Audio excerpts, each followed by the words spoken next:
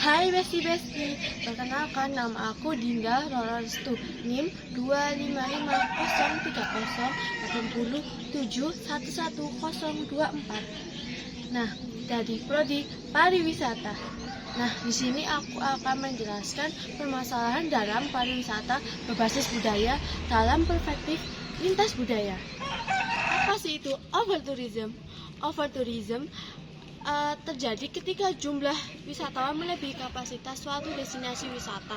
Nah, contoh yang aku ambil ini dari studi kasus di Bali, yaitu di Canggu. Nah, terjadi kepadatan jumlah wisatawan yang melebihi kapasitas di daerah Bali itu.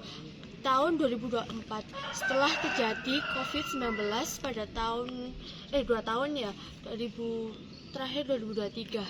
Nah, akibatnya terjadi kemacetan parah di Bali dan penumpukan sampah. Akibatnya masyarakat itu menjadi tidak nyaman. Permasalahan kedua, kesulitan komunikasi dalam pelayanan usaha. Nah, seringkali kita dapati ya, pelaku usaha wisata ini sering miskom terhadap wisatawan asing maupun wisatawan lokal. Nah, wisatawan dari budaya asing itu atau wisatawan asing itu cenderung berkomunikasi secara langsung dibandingkan dengan masyarakat lokal cenderung berkomunikasi secara tidak langsung. Hal ini dapat menyebabkan terjadinya konflik miskomunikasi antara pelaku usaha dengan wisatawan.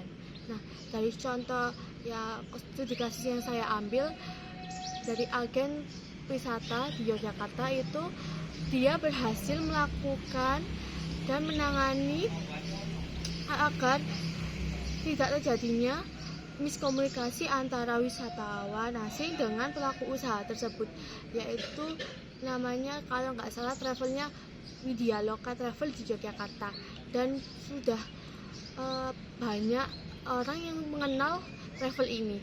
Permasalahan yang ketiga, konflik nilai antara pengelola destinasi wisata dengan masyarakat lokal.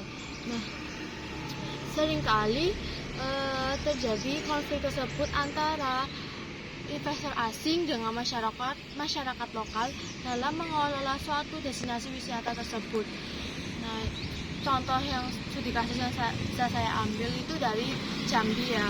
Nah, itu terjadi karena pemerintah pusat dan pemerintah daerah itu kurang adanya distribusi kepada destinasi wisata tersebut di Jambi itu.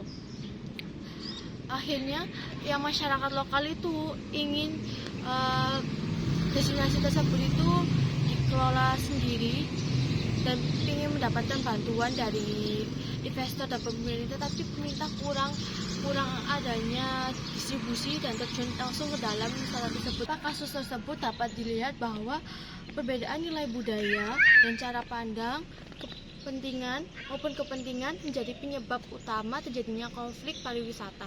Nah, solusinya yaitu diperlukan pengelolaan wisata yang berkelanjutan dan melibatkan pemerintah pusat maupun pemerintah daerah serta investor asing dan masyarakat lokal dalam membangun destinasi wisata tersebut agar wisata tersebut itu dapat berkembang dengan lebih baik. I just had to let you know you're